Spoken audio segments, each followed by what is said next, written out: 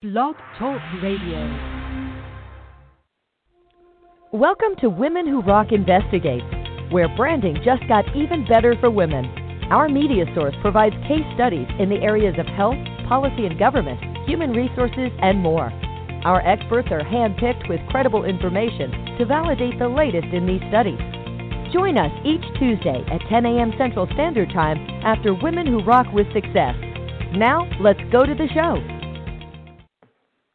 Hey, good morning, and welcome to Women Who Rock with Success Investigates. This is our additional brand of Women Who Rock with Success, and of course, what we do on this broadcast is we talk about cases, case studies in regards to hot button topics that sometimes that's in the news media.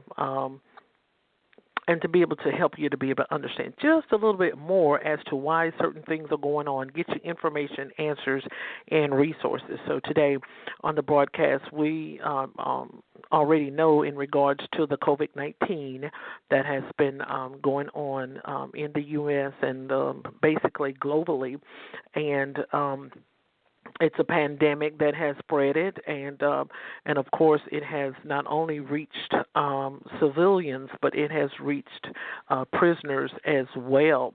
And so that's a big concern for a lot of family members in regards to the COVID-19 pandemic. And so today we are on the show, and we're going to get you some answers and tools and resources as to be able to help you to be able to cope with that, with your loved ones being incarcerated. So with that being said, today we have once again with us on the show, it's criminal defense attorney Allan Friedman, who is here that's going to answer your questions. So good morning. Hi, Diane. How are you today? Doing great. So for the second half of this interview, we want you to be able to go back and perhaps maybe refresh the audience as to who you are, what you do, and a little bit about your practice and how they can be able to find your practice. Well, thank you. Just to rehash what we discussed last episode, I've been practicing criminal law for 28 years here in the state of Connecticut. I got involved in criminal law through an incident, which is kind of an eye-opener for myself. When I was 16 years old, I was a victim of police brutality myself. It was an incident that really opened my eyes about the reality of what's out there on the street. I grew up in a middle-class upbringing. I was very isolated, from the reality of what goes on in the street. I just was in the wrong place at the wrong time, and something really bad happened to me. I got beat up pretty badly, and I was badly injured. So it made me realize how powerless you can be when you're in that situation, and that episode changed the trajectory of my life. In every bad situation, even in the situation we're facing right now with the COVID crisis, I believe that there's opportunities that can arise. So in that situation that impacted my life, it was an opportunity to look at criminal justice and rights.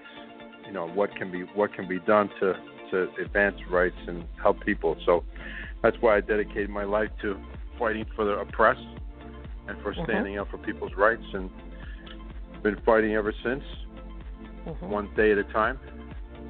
And it's for me, it's the most rewarding job there is. Okay. Awesome. That is something that I guess the families can relate to. That can also offenders. I like to refer to them as offenders and not inmates. I feel that as the law states that everyone is innocent until proven guilty, and so that is a very great opportunity that you are providing for individuals. And also, this is basically like something to be able to empower you as well due to the circumstances that you had to go through. So with that being said, we're going to get right into some of the questions that we had gathered from a Facebook account, from a Facebook group, Prison Reformation. And so this is some of the questions that some of the family members have, and this is what I explained to the administrator of the group. Sometimes individuals, they will be concerned, they will cry out for help and what have you, and so this is the reason why we brought you back onto the show, so individuals' posts will be a little bit more, I guess authentic or genuine, because it's one thing when we post something and we don't have the answers, and it's another thing when we post something when we're a little bit more clear as to why certain things are arising. So in retrospect to that, the danger of having such a large population in lockdown in our society, why are people needed to be locked down if they can be safely released now into home release for the crisis, is the first question.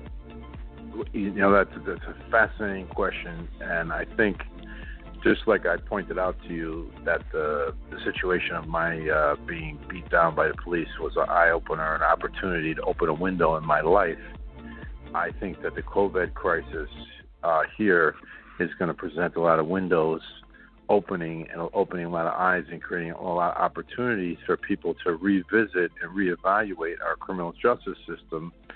And I was speaking to the other day, we, as the United States, I discussed with you, have a COVID crisis that's beyond just the COVID crisis that other nations have, because of the fact that the United States has the largest prison population on earth. So this huge prison population is a giant liability when you're fighting a pandemic.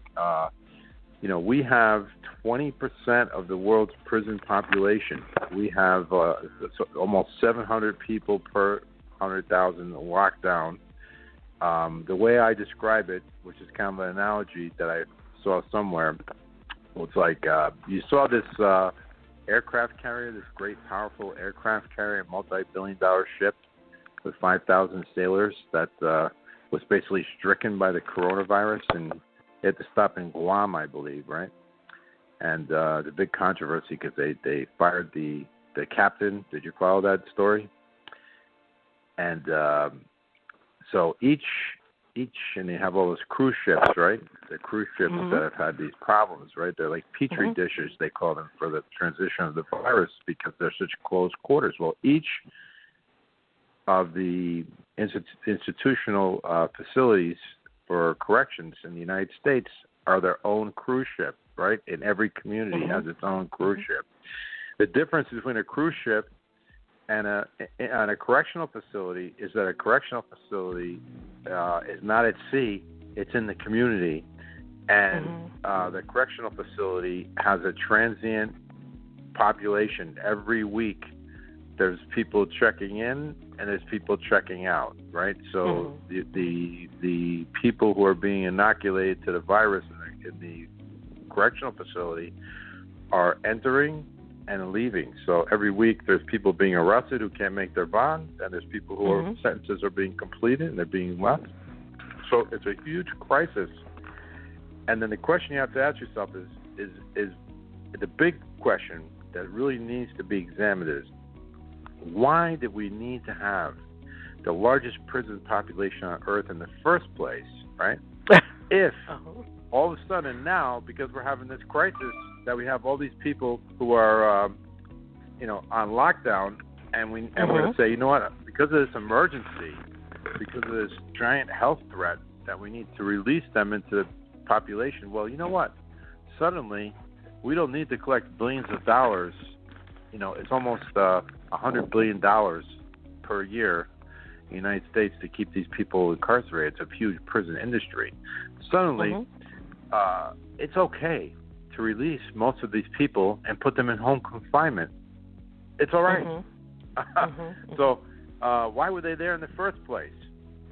Why wasn't home confinement considered an option to house these people and save a lot of money, right? It will be less disruptive to the economy. it would be less of an expense for taxpayers, and it would be more humane for the offender, the alleged offender. I like to say alleged offender because a lot of people, as you know, a lot of people who are convicted of a crime, they didn't even commit the crime. Maybe they had poor representation. They were forced and coerced into accepting a plea, but they didn't want to face possibility of a greater sentence by taking their case to trial. So, to answer your question, the COVID crisis, I think, is pulling the sheet away, exposing, the man behind the Wizard of Oz.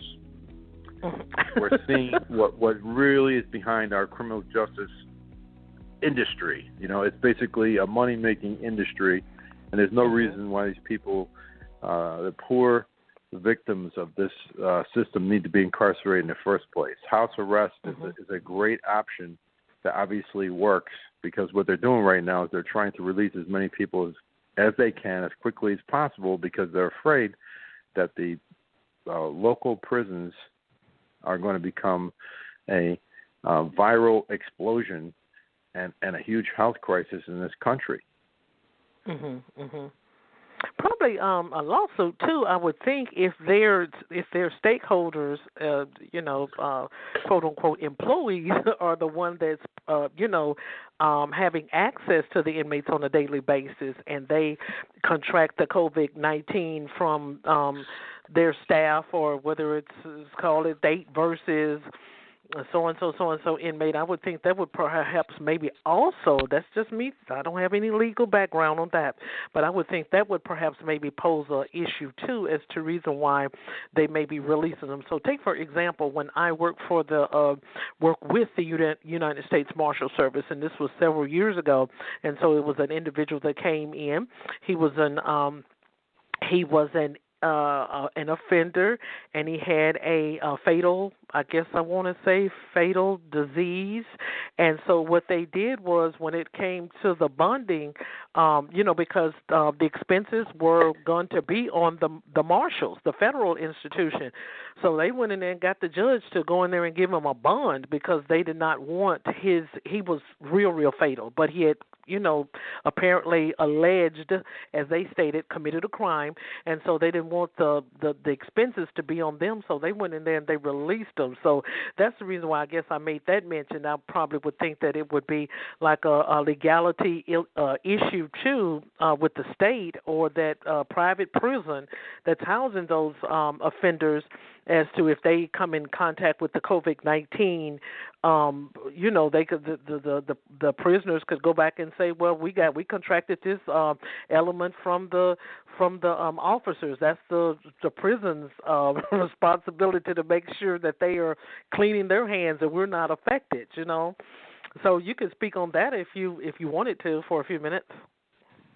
Well, it's certainly, the lawsuits are certainly an issue. I think somebody who's in jail, is incarcerated, is locked down right now. They're facing more of a life or death situation, and incarceration is a worldwide problem. Of course, we have the biggest problem in the United States, but just a simple Google search today shows that in Thailand, Iran, Colombia, prisoners are rioting.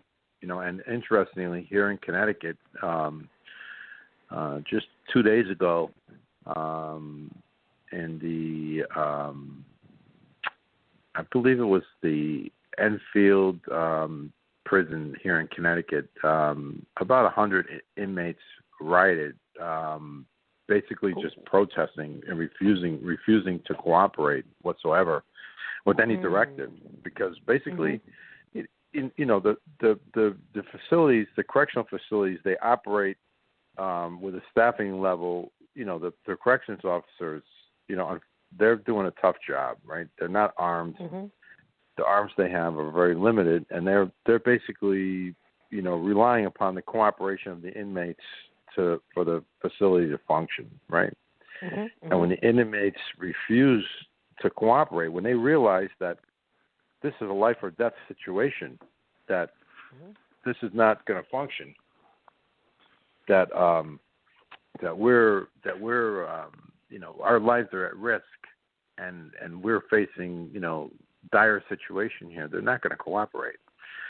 So in the immediate, in the long term, yes, lawsuits I think can be filed under various theories for violation of civil rights,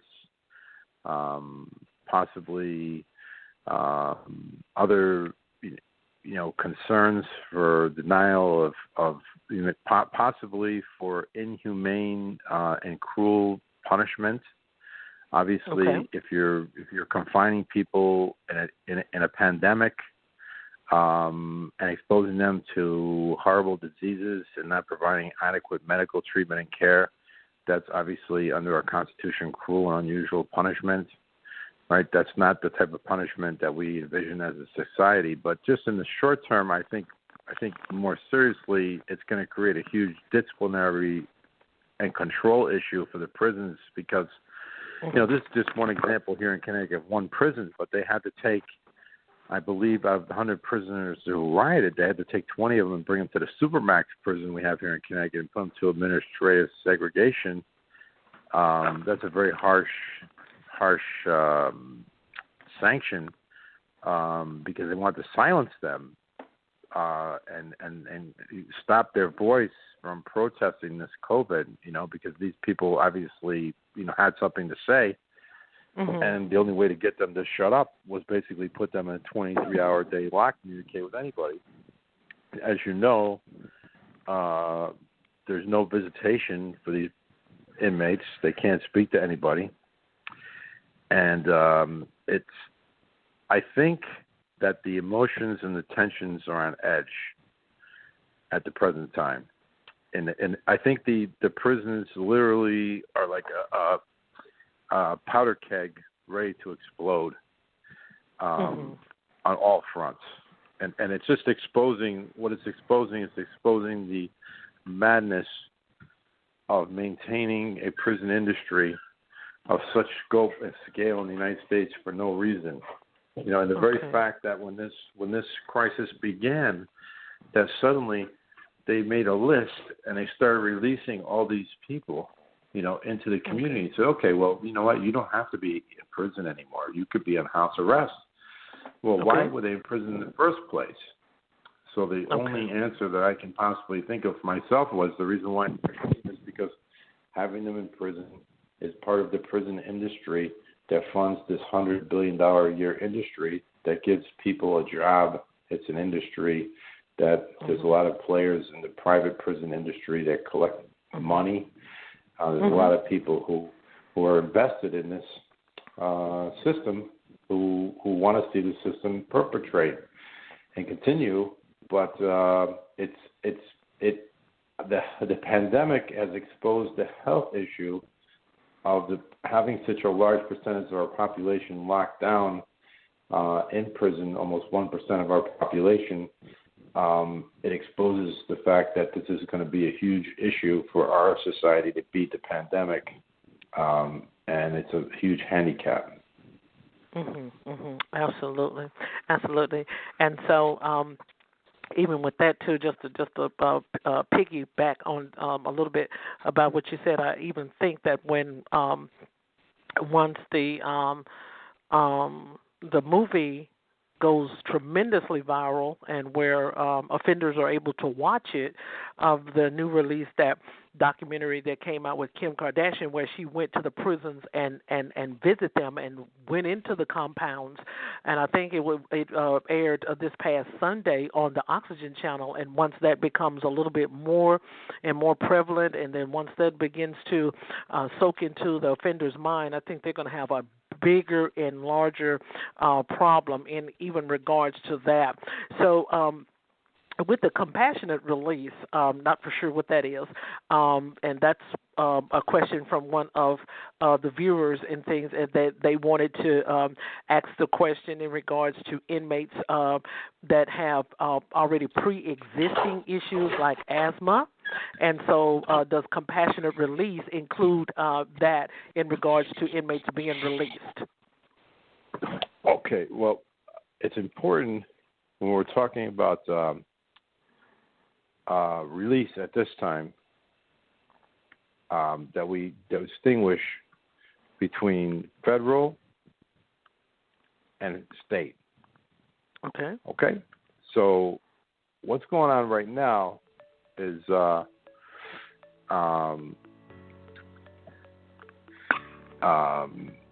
compassionate release is generally a general concept where an inmate in a criminal justice system may be eligible for immediate early release on grounds of particularly extraordinary or compelling circumstances, which could not be foreseen by the court at the time of sentencing. Right? So that can apply to anybody. That can apply to any situation. Now, as part of the new federal sentencing reform that President Trump enacted, there is some, compassionate release program that's part of that. Okay, so we want to distinguish, that's for people who are older, for people who have health problems. There's a lot of people who've been applying for that. Okay, so that's one issue. Now, if the question is, does somebody who's severely asthmatic, would they qualify under that program for compassionate release? That's really we have to look into a lot of different factors. What is their offense? What is their age? And can their asthmatic condition be properly treated in jail? I really couldn't answer the question without all the other details. But let me say this. With the COVID crisis, now we get into a totally different situation, okay? With the COVID crisis, then compassionate release would apply to someone who's severely asthmatic, because in the COVID crisis, somebody who has a pre-existing condition such as diabetes, immunosuppressant, high blood pressure, lung problem, obesity, etc., has a risk factor for the COVID-19, right? That has a much higher possibility of mortality, right, and serious disease complications. And those individuals, both on a state level and on the federal level, are being given compassionate release into home confinement situation during the crisis right now. It's happening right now for those people. One thing I wanted to point out, which was just an interesting aside that in my research I just came across. Now, again, I'm not a scientist or a doctor. I'm a lawyer, but it's something I came across in my studies, which was just something to think about, right? A lot of the alleged offenders, right, and their families are in our society are disproportionately members of minority communities. Okay, and unfortunately, the minority communities are disproportionately not following good dietary guidelines and lifestyles. Okay. As a result, those populations have a higher incidence of obesity, high blood pressure, and diabetes. And it seems that anecdotal evidence at this point, at least in the preliminary information, is showing that those communities are being hardest hit and having the highest mortality rates in our society from this COVID-19 crisis. In other words, what I'm trying to say is that the COVID-19 is having a disproportionate impact upon communities in the inner city and minorities in general, who are the ones who are disproportionately affected by unfair incarceration in the first place.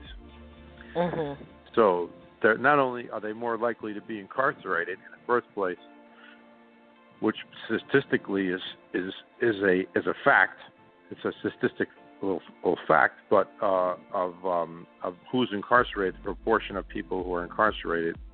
But in addition, those populations, from the number of cases we're receiving from where the hot spots are in the United States, are much more likely if contracting a COVID-19 case, to experience the severe results because of the fact that those populations have higher incidences of diabetes and high blood pressure and obesity. Oh, wow. Oh, wow. So, okay. So, in regards to that, and I know African Americans are posed the biggest, and my thing is for individuals to try to, what I encourage individuals to try to do is to try to get the knowledge, find the knowledge. We can complain all day long. We can be on Facebook posting certain things, but we need to be researching. We need to find out answers. We need to find out what it is that we can be able to do. And sometimes individuals may not know where to go and where to turn to unless it's a legal individual that can be able to help them. So in regards to that statement that I just made, so take for instance, if an individual is in a situation, so I walked up on a court case just I don't know, a few months ago, and so the case was against an individual that was accused of violating a state employee. And so what happened was when the court case showed up, when the court date showed up and things, all of that whole entire state, the officials, all of them was there at the thing. And so, of course, he didn't have any family members there to support him. So in regards to that, and I think someone went down to the state's TBI, if you want to say, and went down to ask questions about the individual's case. And so they went in there, the TBI went in there and started to investigate the person who came in to ask in regard about the case. And she got arrested. She got her license got tagged and what have you right there on the parking lot, and she got arrested because she had an open warrant. How can family members or outside individuals protect themselves that way? And why would a TBI, BBI, or Department of Justice or whoever it is would have the right to go back in there and retaliate just because someone is asking for information? Well, you bring up an interesting point. Unfortunately, the people who are in power very often seek retribution, although they're not allowed to. Or very often, it's the people who have the least amount of power in society that are seeking justice, that are seeking the truth, that are seeking some form of protection. And when they're reaching close to uncovering, something that's uncomfortably true, that's exposing the uncomfortable facts. The people who are in power will very often pressure, on those individuals to attempt to silence them. And of course, this is illegal. It's illegal and it's wrong.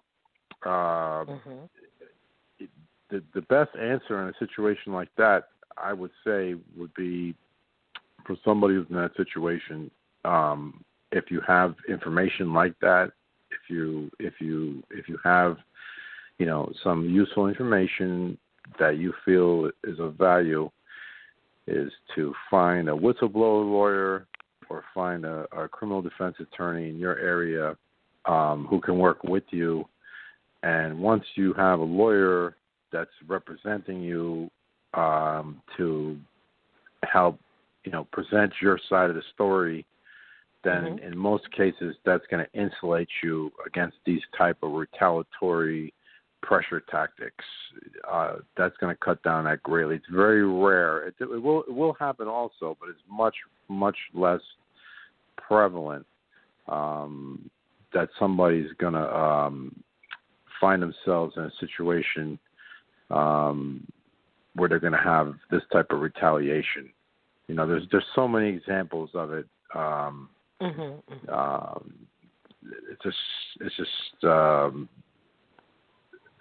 There's just so many examples. I don't know if you saw the case of the woman here in Connecticut. It was on all these shows, the Dr. Phil's show and all these shows. There was this woman who was an Afro-American woman who brought her young child. Instead of having her child in one school district, she put her child in the other school district. Mm-hmm. And the state went after her because she was basically, I don't know, she was talking too much or causing too much friction about the situation. So they started to go after her, and they framed her in a drug case. And anyway, she wound up doing a lot of time in prison. And then the other affluent Caucasian parents who were involved in this college cheating scandal, they're getting, they're some of them are going to jail, but for short periods of time. And then, recently the people were asking, well, how come this woman who was basically just trying to provide a place for her kid to go to school, she put him into the wrong school district, just because I guess that's where her grandmother lived or something like that. Why did she have to go to jail for 10 years or however long she went, and then these people are getting a slap on the wrist? Well, that's just another example of injustice, right? So, I mean, the thing is, the people who are so often in power, if they can get away with it, will abuse their power. So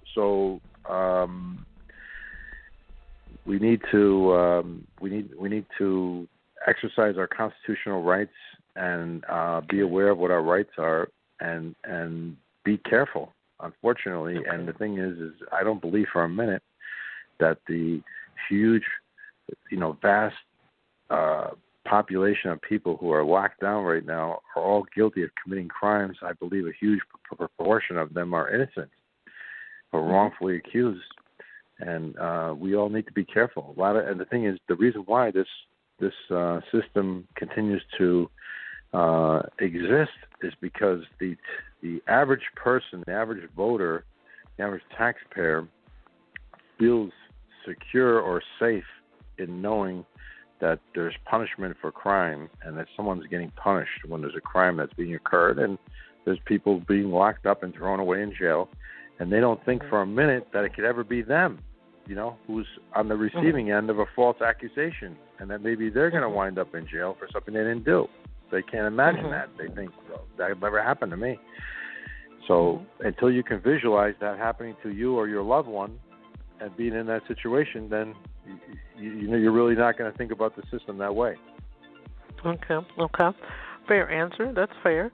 Okay, so in retrospective of a public defender, we want to talk about that just a little bit, about the public defender and why, in your terms, why do you feel that public defenders work less of fighting for an offender or prisoner, or we'll say /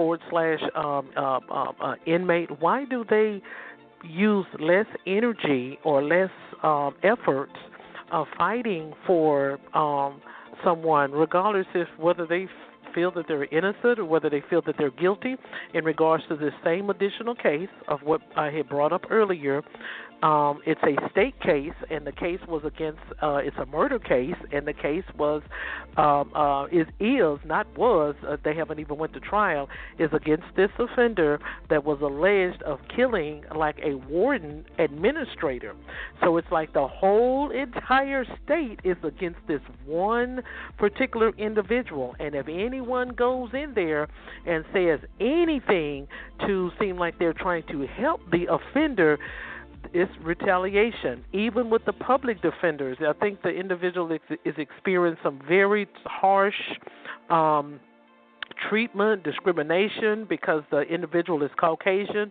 African Americans are alleged behind the bars of mistreating the offender, because the person that passed away, she was a type of individual where she was supervisor over wardens, over several complexes in this particular state.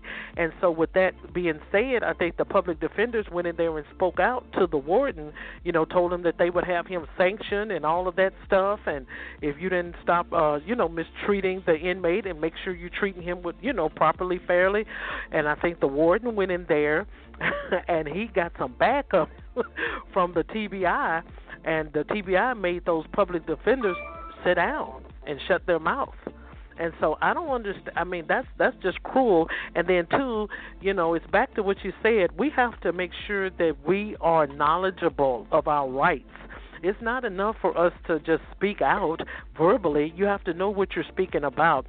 So I just want you to see if you could be able to touch on that for the audience today in regards to the public defenders and how much can they do behind the scene or in front of the scene or in the courtroom, and why do they have less, I guess, energy when they're trying the case, whether they feel that they're going to win or not?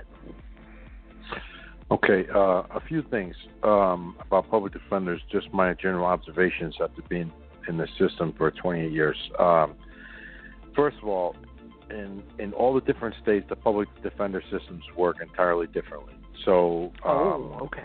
You have to look at your individual state. Okay, so just to give an example, Connecticut, the public defender is in part of the public defender's office. It's a state employee that works, and is paid for by the judicial branch. The same people that pay the prosecutor.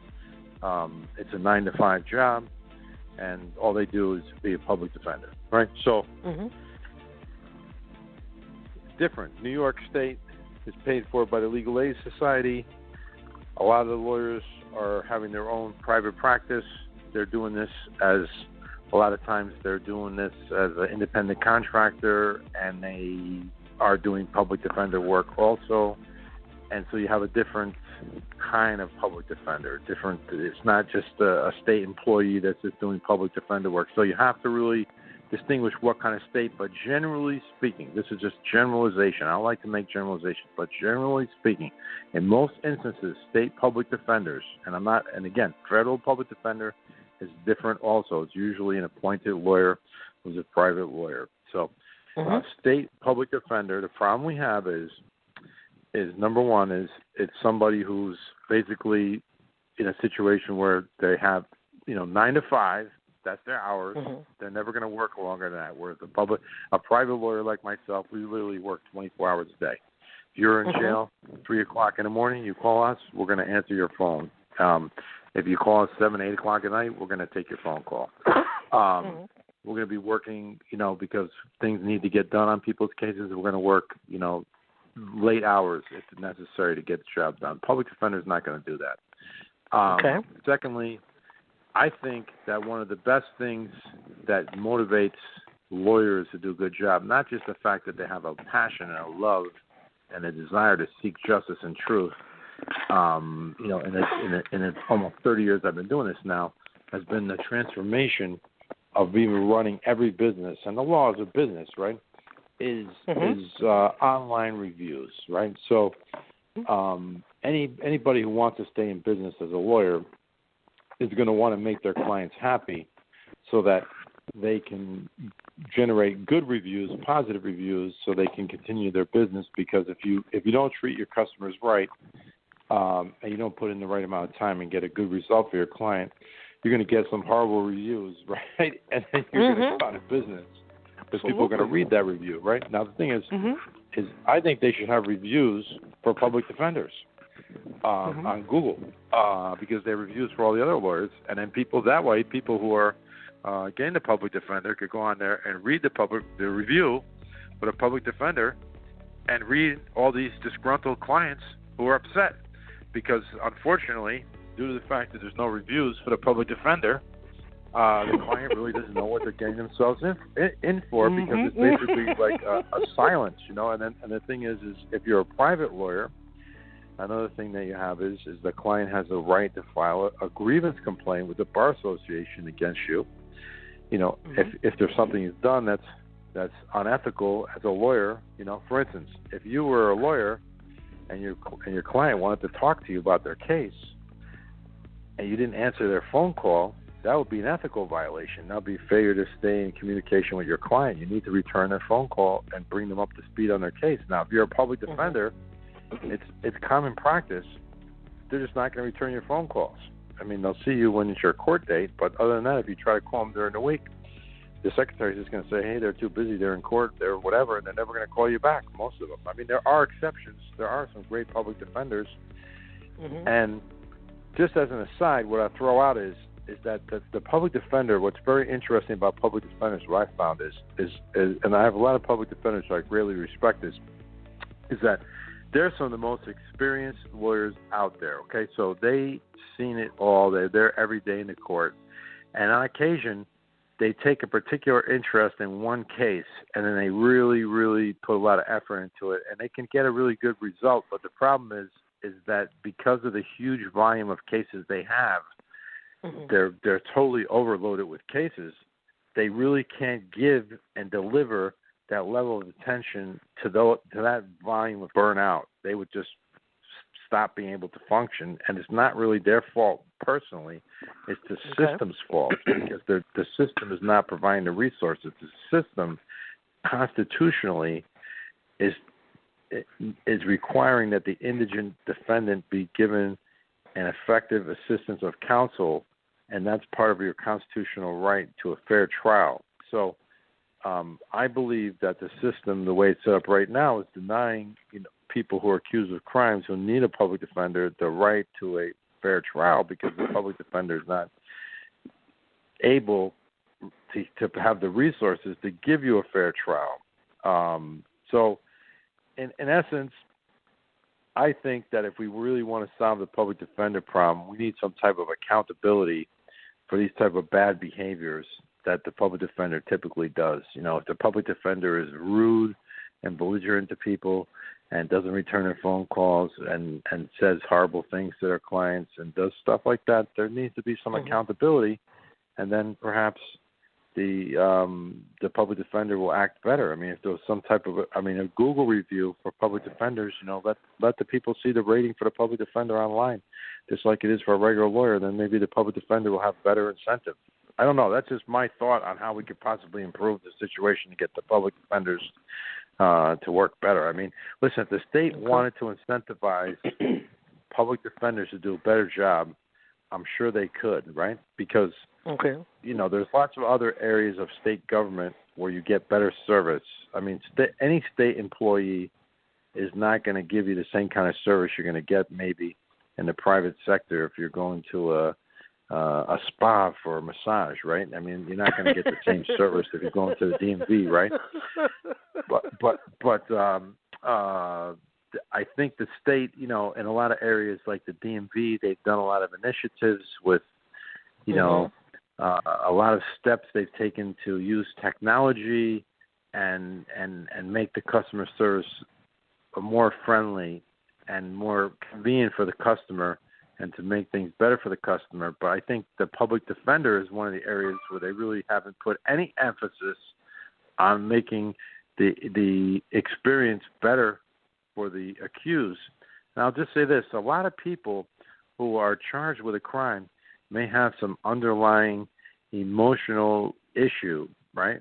That may be, or a substance abuse problem. That may be part of the reason why they're there in the first place. And if you take somebody who has an emotional problem that caused them to get caught up in the system in the first place, or a substance abuse problem, and then the person who's the gatekeeper to the system, who's their representative, who's their voice, who's supposed to be working with them to solve the problem, is treating them with belligerence and not returning their calls and not keeping them informed about the case and keeping them in the dark and ignoring them, that's going to make that person even more frustrated and upset and drive them to a complete point of frustration.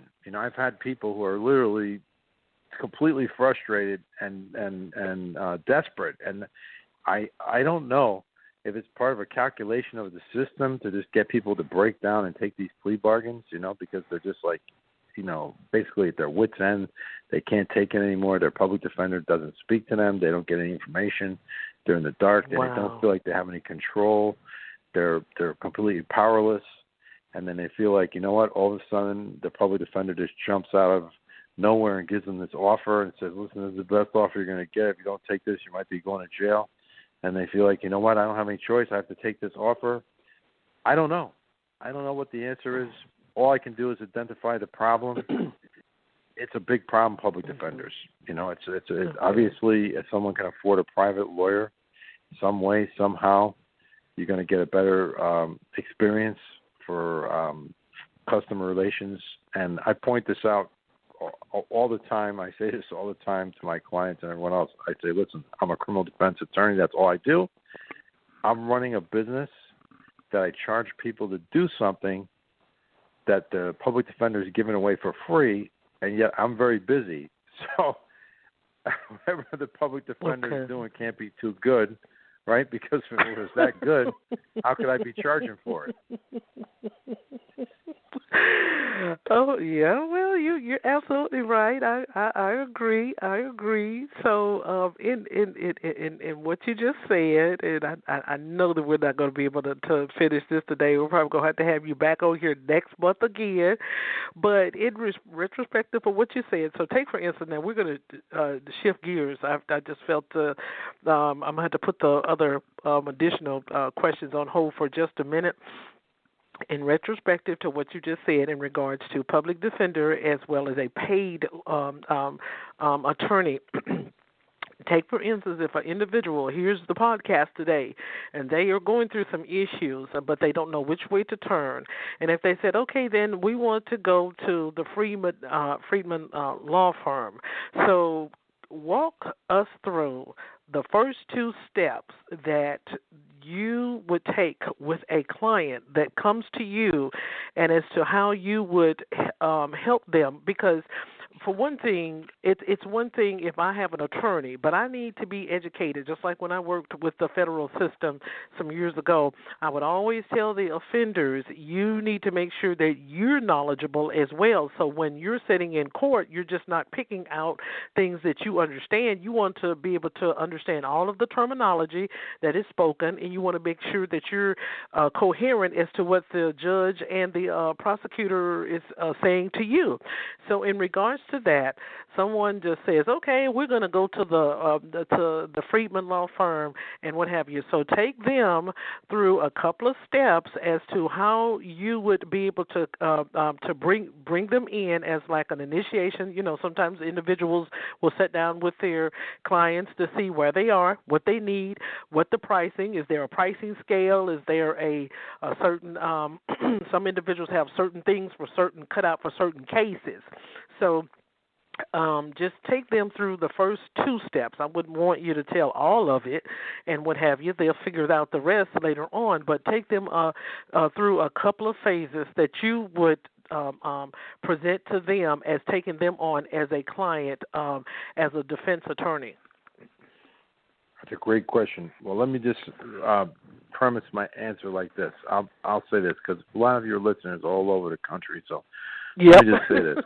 I'm gonna give you your listeners the following advice. I'm just gonna say this. If you're hiring a criminal defense attorney for your case, I'm gonna give you the following suggestions, generally speaking. Okay, number one is don't ever speak to or considering hiring any criminal defense attorney who doesn't provide a free consultation. So the first step in any relationship, whether you're hiring a doctor or a lawyer or anybody who you're hiring, is you need to have a meeting with that person. Now, it doesn't always have to be face-to-face. You know, people are busy with the Covic-19.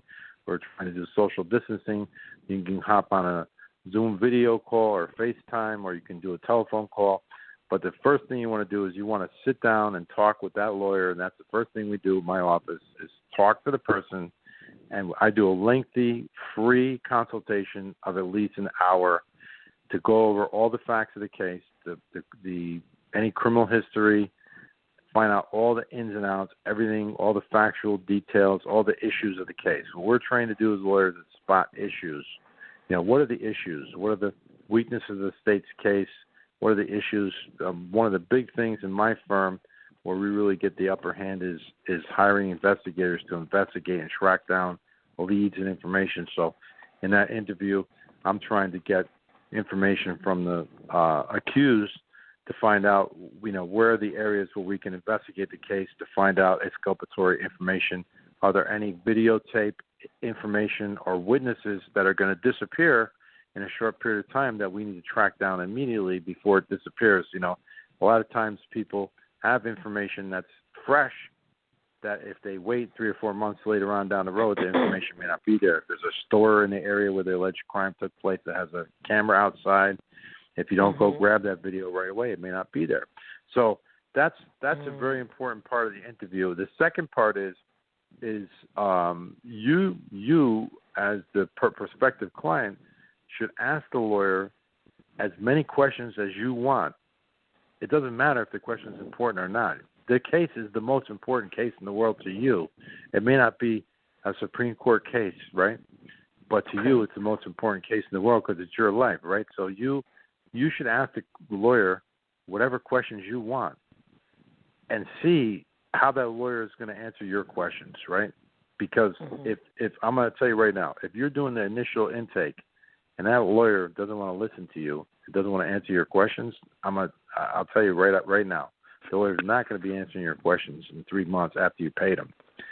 So that's extremely important that you have a rapport, that you have someone who's willing to invest the time to talk to you, and there's an open communication, there's a positive communication, a positive energy, and you feel comfort level. The comfort level, you feel at ease. You feel this situation's under control. That you have that sense of calm. Because if you don't have that sense of calm in the first meeting, then you're not going to have that sense of calm later on. You know what? I give the analogy of going on a first date. You go on a lot of first dates on your life before you meet your husband or your wife, and then when you meet your husband and wife, sometimes you get that feeling. You know what? This is the right one. You're not marrying your lawyer, but at the same token, you're going to be working with the lawyer, for some time in your case. So you want to have a good feeling when you first meet your lawyer, and you want to have that feeling. You know what? I feel comfortable with this person. I feel like, I feel like I trust them, and I feel secure. Because if you're not feeling secure at that first meeting, you're not going to be feeling confident in the middle of the case when things get a little bit more stressed out. You're going to start to have second doubts. And the next thing is it's very important. A good criminal defense attorney is going to work on a reasonable flat fee basis. Okay? So if your criminal defense attorney is not working on a reasonable flat fee basis, it can't quote you a specific fee, this is what it's going to cost you, and that's what the entire fee is right away, then that's a problem. That's a dangerous sign. If a lot of lawyers who are unscrupulous and you want to run away from are going to tell you either, I work on an hourly basis, or I'm not sure what I'm going to charge you. I have no idea what I'm going to charge you. I'm not sure. We'll have to see how it goes. Anything like that, you should run away from them as fast as possible. Because a good lawyer, whatever kind of case you have, hopefully the lawyer that you're working with has dealt with those kind of cases before and knows exactly what it's going to cost. And we all know that we're dealing right now with economic difficult times. Money is very important. If you're hiring a lawyer, you want to deal with a lawyer who's going to deal with you straight, and hopefully a lawyer who will offer you some kind of a payment arrangement to work with you, especially in these times with the Covid-19. A lot of people out of work. So hopefully you're going to find a lawyer who's going to give you some time to pay their fee. That will be very helpful, and work with you. And then one more thing I want to say about lawyers is this. Look, I've been doing this for 28 years. I have a lot of experience. I've seen just about every kind of case. I have a very good relationship with the judges in the local community. I know how everything goes. So I'm very busy. So the temptation for me would be, you know what? Let me hire a young associate, fresh out of law school to handle some of my cases to make things a little easier for myself. So I want to warn your listeners that when you're selecting a criminal defense attorney, ask the question of your lawyer, who's going to be handling my case, all right? Because this is a big problem in the law, because a lot of times you have somebody like me who's very well known, who's very experienced, who speaks well, and you go into the office, you speak to that person, you feel really comfortable with that person, you read the reviews, you say, okay, I feel like I really want this person to represent me. You pay the money, and then when it comes time for your court date, all of a sudden this young kid shows up. And, there's nothing wrong with young people. I used to be a young lawyer, too, but just when I was a young lawyer, I didn't have any experience. I wasn't as good a lawyer as I am now, because anything you do in life is gained through experience. I mean, listen, if you're going to have a heart operation, do you want to have some young doctor who's just starting out in their first day to do a heart operation, or you want to have a surgeon who's been doing this for 20 years? I mean, so it's your case. You want to make sure that the lawyer you're hiring is the person who's going to handle your case. You need to ask that question, because a lot of times in firms where there's multiple lawyers, they'll pass your case around like a hot potato. So all the stuff that I was talking about interviewing the lawyer, getting comfortable with the lawyer, feeling a good vibration with the lawyer, goes out the window if you're dealing with a multiple lawyer firm and they don't make a commitment that the same lawyer is going to be handling your case. Because you hired one lawyer and then you wind up with a different lawyer. That's a really bad arrangement. One last thing about hiring a lawyer, and that's definitely the case with my firm, but it should be the case with every criminal defense firm, is, criminal law is extremely stressful life ordeal. I think that being arrested and charged with a crime and facing the possibility of being incarcerated can be one of the most terrifying experiences that somebody could go through. I mean, listen, divorce is very stressful. People don't like to get divorced, but it's a legal procedure. It's unknown, but the criminal law, not only is it everything a divorce is, but on top of it, is if it doesn't work out well, you might find yourself incarcerated in jail, right? So obviously, you want to make sure that you don't have a public defender experience and that your lawyer that's working with you is there for you 24 hours a day. It's very important because, for instance, let's just say on a Friday night, the police roll up on your house and, they come with a search warrant and looking for some evidence. You need to be able to reach your lawyer. So, is your lawyer going to give you their personal cell phone number? Are they accessible? Are they reachable? Can you get a hold of them when you have a question? That's a big question that your viewers, should think about when they're interviewing a criminal defense attorney, because criminal defense is not like contract law or real estate. We're not working bankers' hours 9 to 5. On 2 o'clock in the morning. On a Saturday night, I'm sitting by my phone waiting for the phone to ring for somebody who's down at the local police station who just got arrested, and I'm ready to get in my car and drive over to the police station and tell the police officers, hey, don't ask him any more questions because my client's not going to talk to you. That's an important part of what we do. So is your lawyer accessible to you? So those are the things that I would say generally about the intake process, of hiring a lawyer. And out of all that, I would just highlight to you, if you're charged with a serious crime, anything to do with serious drug charges, violent crimes, especially sex crimes, a lot of times with sex crimes, there's, it's a he said, she said type of situation, and it's something that lends itself to a lot of false accusations. A lot of times, investigative work is key, and, you need to get an investigator out there as soon as possible to investigate exculpatory evidence. For instance, if somebody was on a date and they were in a restaurant and there's witnesses, the waiter, Uber drivers, there's security footage, et cetera, et cetera, et cetera. All that stuff needs to be tracked down immediately. We've had so many cases where we're able to get all this exculpatory evidence before the person was even charged, to present all this stuff to the state, and then the person never even was accused of a crime, and prevented a tire fiasco and a lot of stress for the person because we got all the evidence before and immediately. So, obviously fast action in investigation is sometimes makes the difference in the result of a case. So I would just suggest to your viewers is if they're just listen, if you go in your Google in your phone and you Google criminal defense attorney wherever you are in the country, look up lawyers that have good reviews on Google, that have a lot of 5-star reviews, and read the reviews, and let the previous customers guide you as to who's doing a good job and who's not doing a good job. The customers will tell you, hey, this lawyer helped me out of a jam. This lawyer did a great job for me. This lawyer saved my life. And read the reviews and find somebody who you feel comfortable with, and give them a call and go into their office and meet them. Interview 2 or 3 different lawyers, and shop around and find somebody who you feel comfortable with, because it's your life at stake. Absolutely. I most absolutely agree.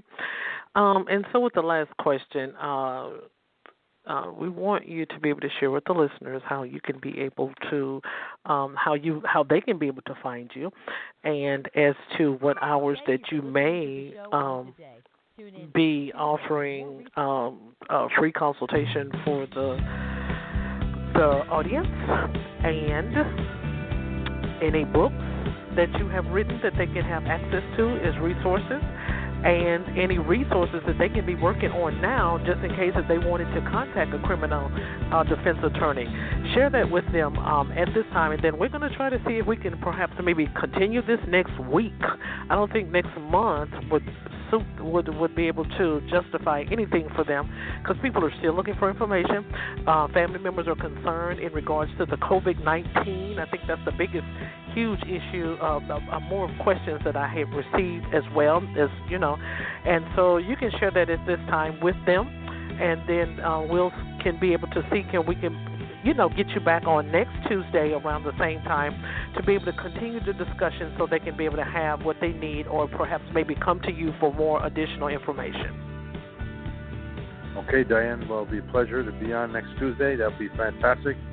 And I would love to hear from anybody. If anyone has any legal questions or would like a free consultation about any legal issue, feel free to contact me at 203-357-5555. That's my 24-hour response line. We work 24 hours a day at my firm. And also, you can go to my website. It's www.Allan, that's Allan F, Friedman, Friedman, law.com. And a lot of information on my website, so check it out. I got all kinds of topics, articles, information, prisoner rights. I have a blog, so read up the information there. It's very useful. And I thank you so much, and it's a pleasure to speak to you as always. Okay, great. So, listeners, you have it. He just laid the whole blueprint plan process out to you, and also he's offering up to a certain amount of minutes in regards to free consultation, up to an hour. And so you can also contact him in regards on the phone, or either his email, or you can go to his website to obtain tools, resources, and information. We will have him back next Tuesday at 10 o'clock a.m., so get your questions together to see if you would like any more information sent over to you via this podcast. So again, this is your host, Ms. Diane Winbush. Thank you so much, and thank you, Allan, for being our guest on today. A pleasure. Thank you so much, Diane. Thank you.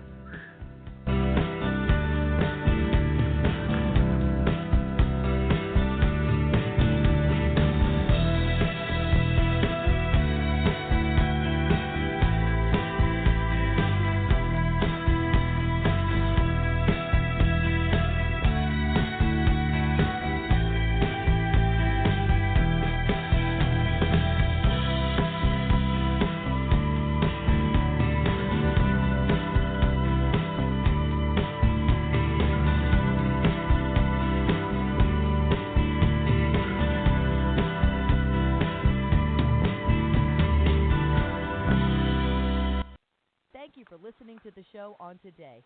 Tune in each Tuesday for more resources and news from our resources. Enjoy your day.